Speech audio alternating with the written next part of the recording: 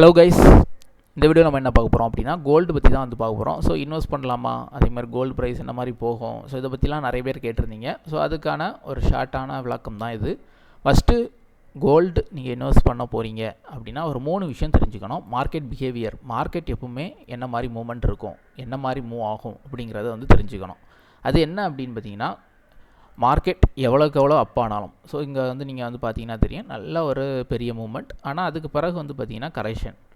So இதே மாதிரி எப்போல்லாம் மார்க்கெட்டில் வந்து பெரிய மூவ்மெண்ட் எடுக்குதோ அதுக்கு பிறகு ஒரு கரெக்ஷன் எடுக்கும். ஸோ இதுலேருந்து என்ன தெரியுது அப்படின்னா, எந்த மார்க்கெட்டாக இருந்தாலும், எவ்வளோ நல்ல மார்க்கெட்டாக இருந்தாலும் 90 டிகிரியில் ஒன் சைடாக அப்படியே போயிட்டே இருக்காது.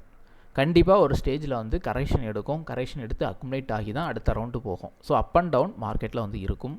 அதனால் ஃபோமோ இன்வெஸ்ட்மெண்ட் வந்து என்றைக்குமே பண்ணக்கூடாது. ஃபோமோ இன்வெஸ்ட்மெண்ட்னா ஃபியரிங் ஆஃப் மிஸ்ஸிங் அவுட், அதாவது பயந்து இந்த இடத்துல நம்ம கிடைக்காதோ, விட்டுருவோமோ, இனி வந்து டவுன் ஆகாதோ அப்படின்னு சொல்லி விரட்டி வந்து இன்வெஸ்ட் பண்ணுவாங்க.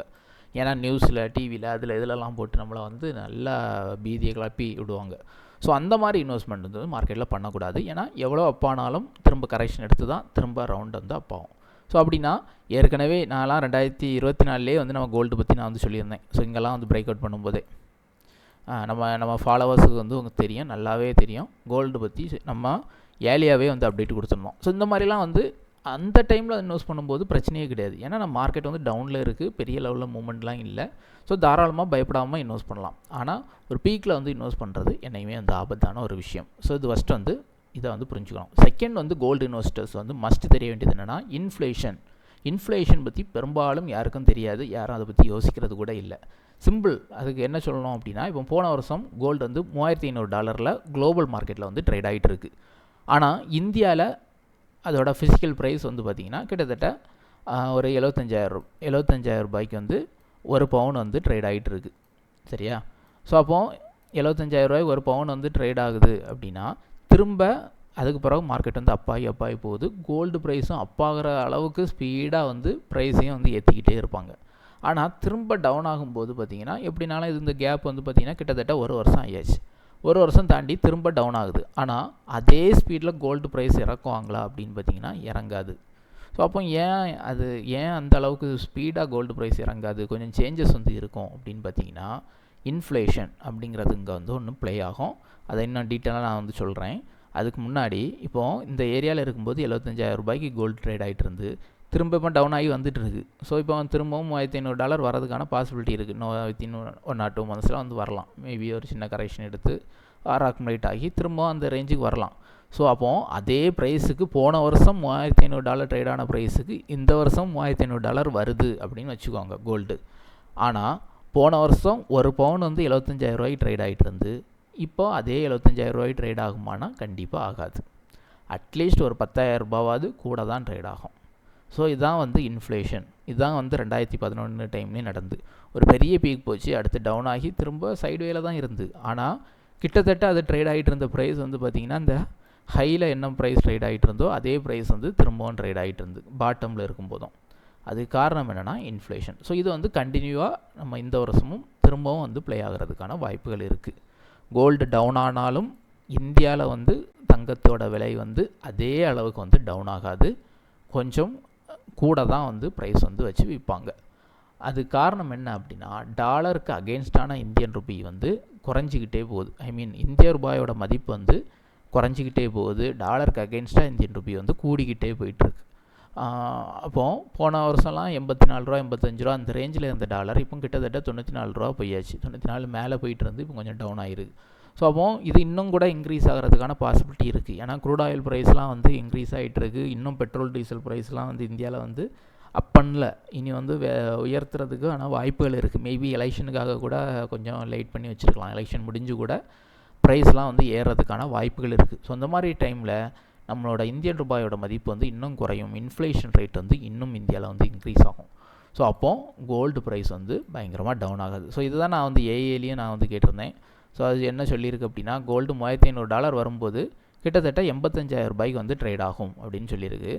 அதே இதுக்கு முன்னாடி கோல்டு வந்து அதே $3,500 இருக்கும்போது 76,000 ரூபாய்க்கு தான் ட்ரேட் ஆகிருக்கு. ஸோ கிட்டத்தட்ட 10,000 ரூபா டிஃப்ரென்ஸில் தான் திரும்ப வந்து ட்ரேட் ஆகிறதுக்கான வாய்ப்புகள் இருக்குது. அப்போ இன்னும் இந்த டாலர் ப்ரைஸ் வந்து ஏறுது அப்படின்னா இந்த ப்ரைஸ் கோல்டோட ப்ரைஸ் வந்து இன்னும் பெருசாக வந்து நம்ம ஊரில் டவுன் ஆகாது, கூடிக்கிட்டே தான் இருக்கும். சரியா?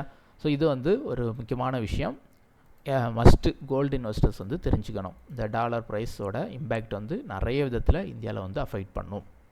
சரியா? ஏன் அப்படின்னா நான் குரூப்பில் கூட கடைசியாக ஒரு போஸ்ட்டு போட்டிருந்தேன். ஸோ எல்லோரும் யோசிக்கிற மாதிரி சிம்பிள் வந்து போட்டிருந்தீங்க.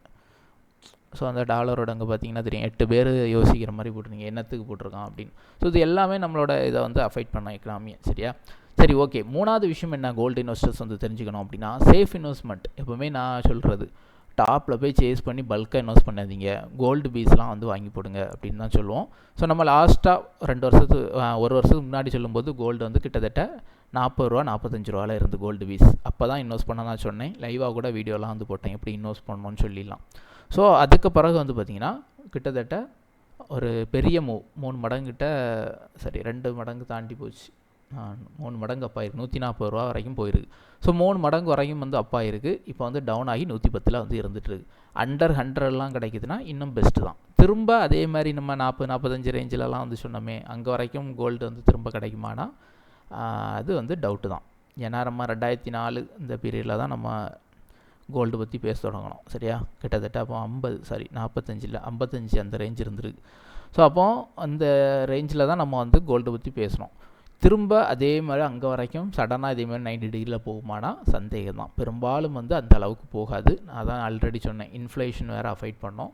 ஸோ பழைய லெவலுக்கு போனால் கூட கோல்டோட ப்ரைஸ் வந்து அந்த ரேஞ்சுக்கு போகாது. ஸோ மேஜராக ஒரு அண்டர் 100 இருந்தே நம்ம வந்து வாட்ச் பண்ணிக்கலாம். ஆல்ரெடி நீங்கள் இன்வெஸ்ட் பண்ணிகிட்டு இருந்தீங்கனாலும் கொஞ்சம் நல்லா ஃபால் ஆகி கீழே வரும்போது கொஞ்சம் அதிகமாக இன்வெஸ்ட் பண்ணிக்கலாம். கோல்டு பீஸ் நீங்கள் வந்து இப்போ ஒரு பீஸ் கூட வாங்கி போடலாம். 100 ரூபா 110 ரூபா உங்கள்கிட்ட இருந்ததுன்னா ஒரு கோல்டு பீஸ் வாங்கிக்கலாம்.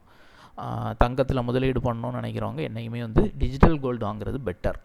கடையில் ஃபிசிக்கல் கோல்டு வாங்கி சேர்த்து வைக்கிறத விட இது சேஃப். பணத்தை நீங்கள் வந்து கோல்டு வாங்கி பத்திரமா வச்சுக்கணும்னு ஒரு பயம் இருக்கும். ஜிஎஸ்டி பே பண்ணணும், டேக்ஸு, செய்கூலி சேதாரம் எல்லாம் பே பண்ணி வரும்போது ஒன்றும் பெருசாக கிடைக்காது. அதுக்கு டிஜிட்டல் கோல்டு இன்வெஸ்ட் பண்ணிங்கன்னா உங்களுக்கு வந்து நல்ல ஒரு ரிட்டர்ன் வந்து பார்க்கலாம். சரியா? சில்வர் பீஸும் சேம் கான்செப்ட். சில்வரும் வந்து பார்த்திங்கன்னா டவுன் ஆகிட்டு தான் இருக்குது. ஸோ ஒரு அண்டர் 180 கீழெல்லாம் வரும்போது பார்த்திங்கன்னா நோட் பண்ணிக்கோங்க, ஒரு இந்த ஏரியாலாம் நல்ல ஒரு சப்போர்ட் ஏரியா, ஓரளவு சீப்பாக கிடைக்கும்போது அக்குமுலேட் பண்ண தொடங்கலாம். அதுக்குன்னு உடனே போன வருஷம் இப்போ 90 டிகிரியில் அப்பாச்சு, திரும்பவும் இந்த வருஷம் 90 டிகிரியில் சடனாக போகும் அப்படின்னு எதிர்பார்த்து இன்வெஸ்ட் பண்ணாதீங்க. ஏன்னா மார்க்கெட் வந்து நல்ல ஒரு மூமெண்ட் கொடுத்துனா திரும்ப ஒரு கரெக்ஷன் எடுத்து அக்குமுலேட் ஆகி திரும்ப அடுத்து வந்து மூவ் ஆகும். அதுக்கு வந்து சில மாதங்கள் எடுக்கலாம், மேபி சில வருடங்கள் கூட எடுக்கலாம். சரியா? ஏதாவது ஒரு பெரிய இம்பேக்ட் நியூஸ் வந்தால் மட்டும்தான் இவ்வளோ டவுன் ஆனது திரும்பவும் வாஸ்ட்டாக அதே இதில் வந்து ரிவர்சல் ஆகுமே தவிர, மற்றபடி ஒரு அக்குமுலேஷன்லாம் நடந்து தான் ரிவர்சல் வந்து ஆகும்.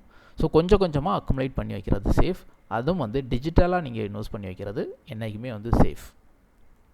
கோல்டு பீஸ், சில்வர் பீஸ் இந்த மாதிரி. சரியா? ஸோ இதான் வந்து நான் கோல்டு இன்வெஸ்டர்ஸுக்கு வந்து சொல்ல விரும்பினது. இன்ஃப்ளேஷன்லாம் வந்து ப்ளே பண்ணுறதுனால முன்ன மாதிரி வந்து பெரிய லெவலில் கோல்டு ப்ரைஸ் வந்து இந்தியாவில் வந்து கோல்டு குளோபல் மார்க்கெட்டில் டவுன் ஆனாலும் நம்ம இந்தியாவில் வந்து அந்த அளவுக்கு ஹெவியாக வந்து டவுன்ஃபால் வந்து இருக்காது. ஓரளவு மேனேஜ் ஆகி தான் நிற்கும். ஜஸ்ட் 1 இயர்லேயே வந்து பார்த்திங்கன்னா இன்ஃப்ளேஷனால் ஒரு பவுனுக்கு 10,000 ரூபா சேஞ்சஸ் வந்து வருது.